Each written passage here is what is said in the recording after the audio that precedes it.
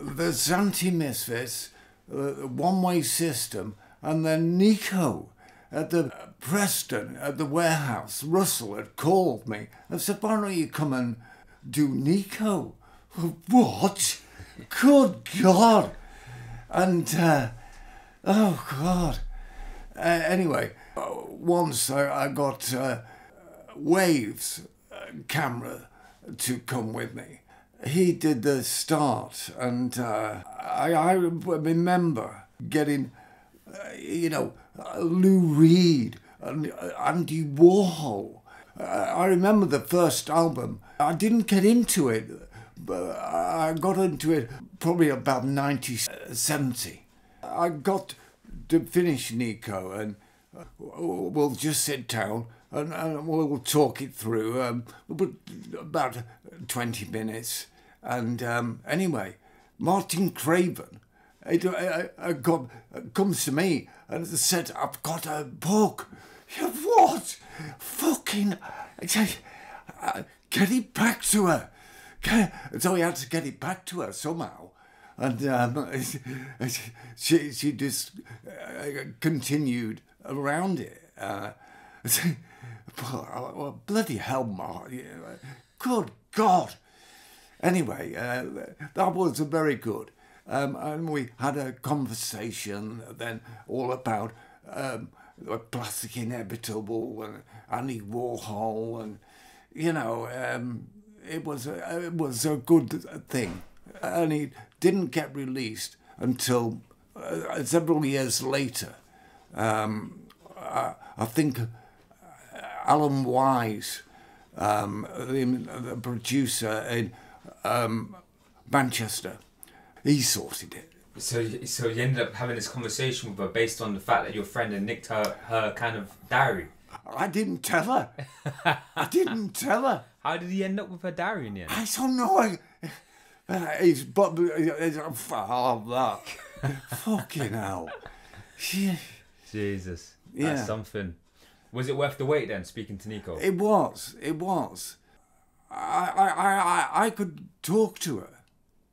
Really. So you felt like there was a connection, like you could, on that level? Yeah. Do you think that's because you've listened to her music for so many years and? Yeah.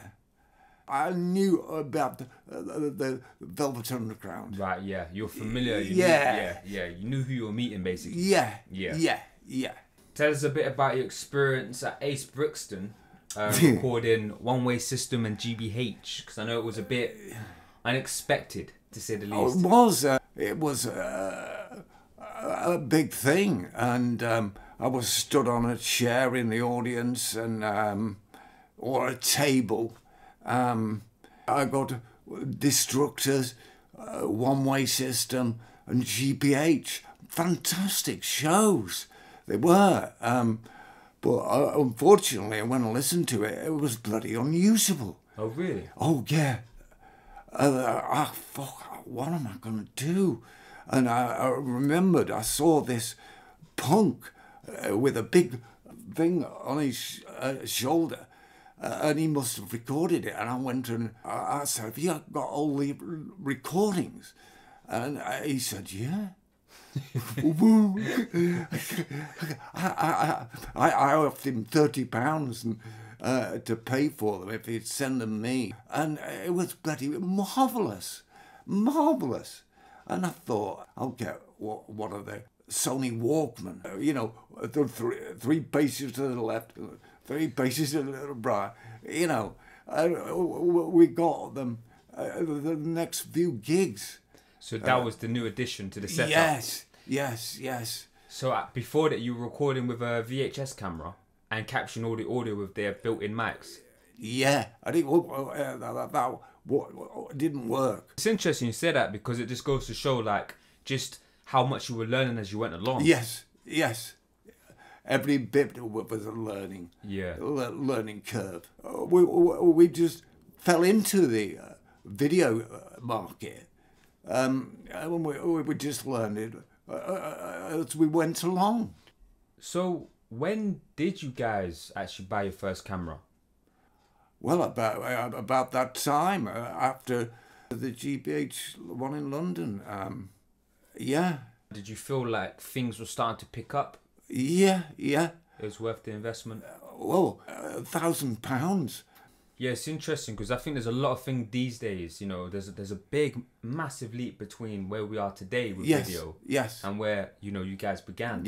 In the early 80s. Yeah, you can see how many hold him up the phones. There must have been 40 or 50% of the crowd holding them up. It's done wonders for it. We were early on in the video game. It was about a year ago, but everything started. All the major labels, EMI and Polygram, and all the rest of them. So you're saying about a year into you beginning Jettisoundz, a year after that, people started to pick up and notice those major labels start to follow suit. Yeah. About this early times, you meet a fella called Barry Gold. Yeah Barry Gold was the chairman of S. Gold & Sons. He was buying our products to sell. We only had a third of a cover. He says, you've got to have a full cover on it.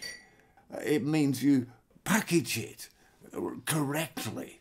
We had to do them all covers again. Did Karen Bentham's skills come in handy then? Oh God, yeah. So was she the one responsible for packaging them, doing the designs and stuff like that? Yes. Easy for people to not recognise that in those days, you're selling live recordings. Yes. Before the days of, basically what you're creating wasn't yet shelved in a marketplace. It wasn't. So was the meeting with Barry Gold then quite a pivotal one? Yes, I would say it was a pivotal. We got the ball rolling. So, start of 1983, you've got your camera sorted, you've got the new Sony Walkman, Barry Gold's in the picture, so now you're packaging these products. Yeah. So what comes next for Jettisoundz in 1983?